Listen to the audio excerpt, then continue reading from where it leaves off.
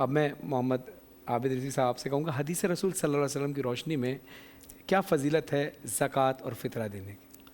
بسم اللہ الرحمن الرحیم قال اللہ تعالیٰ فی القرآن المجید والفرقان الحمید کتب علیکم الصیام کما کتب علی الذین من قبلکم لعلکم تتقون۔ گفتگو جو ہے رمضان اور زکوٰۃ اور فطرات کے حوالے سے جاری ہے، تو رمضان کے بعد اعمال کیسے جاری رہ سکتے ہیں؟ شریعت اسلامیہ نے جتنی بھی عبادات اللہ رب العزت نے اپنے بندوں پر فرض کی ہیں، اس میں ایک بات ملحوظ خاطر رہے کہ اللہ کسی کی عبادتوں یا اعمال کا محتاج نہیں ہے، بے شک ایسے ہی۔ وہ غنی عن العالمین ہے۔ پھر بھی اتنے احکام کیوں؟ اس کی دو وجوہات ہیں۔ ایک، یہ انسان کے لیے ضروری ہیں، انسان کی بھلائی اس کے اندر ہے۔ دوسری بات یہ ہے کہ بندوں کو وہ اپنا مطیع بنانا چاہتا ہے۔ عبادات کا مقصود یہ ہے، جس طرح رمضان المبارک میں ایک پورے مہینے تک جو ہے وہ انسان کو ایک مسلسل تربیت دی گئی کہ اللہ کی اطاعت کیسے کرنی ہے۔ سید عالم صلی اللہ علیہ وسلم کے ایک مبارک فرمان کا مفہوم ہے۔ سید عالم صلی اللہ علیہ وسلم نے فرمایا کہ کچھ لوگ وہ ہیں جو خود کو بھوکا پیاسا رکھتے ہیں، صرف وہ اپنے روزے سے سوائے بھوک اور پیاس کے کچھ حاصل نہیں کرتے۔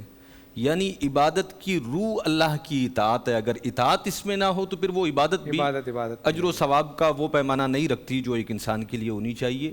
اور فطرہ اور زکوٰۃ، جس طرح پروفیسر صاحب نے فرمایا کہ یہ مالی زکوٰۃ بھی بندے نے ادا کرنی ہے۔ زکوٰۃ سے متعلق تو قرآن کریم فرقان حمید نے بڑا واضح انداز میں ارشاد فرمایا ہے، اقیموا الصلاۃ وآتوا الزکاۃ، بار بار اس کا حکم دیا گیا ہے، پھر اس کے مصارف بھی بیان کر دیے گئے ہیں۔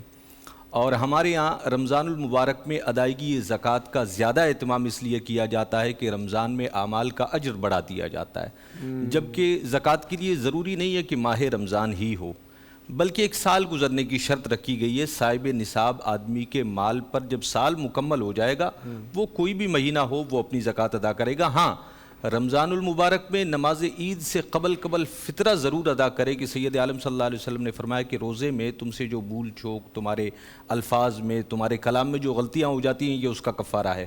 بلکہ ایک روایت میں یہاں تک آیا کہ جو صدقہ فطر ادا نہیں کرتا اس کے اعمال معلق رہتے ہیں، یہاں تک کہ وہ اللہ کی بارگاہ میں نہیں پہنچتے جب تک وہ اسے ادا نہ کرتے۔ بہت خوبصورت بات۔ ناظرین، عابد رضوی صاحب نے بڑی خوبصورت بات فرمائی حدیث رسول صلی اللہ علیہ وسلم کی روشنی میں زکوٰۃ اور فطرے کے حوالے سے۔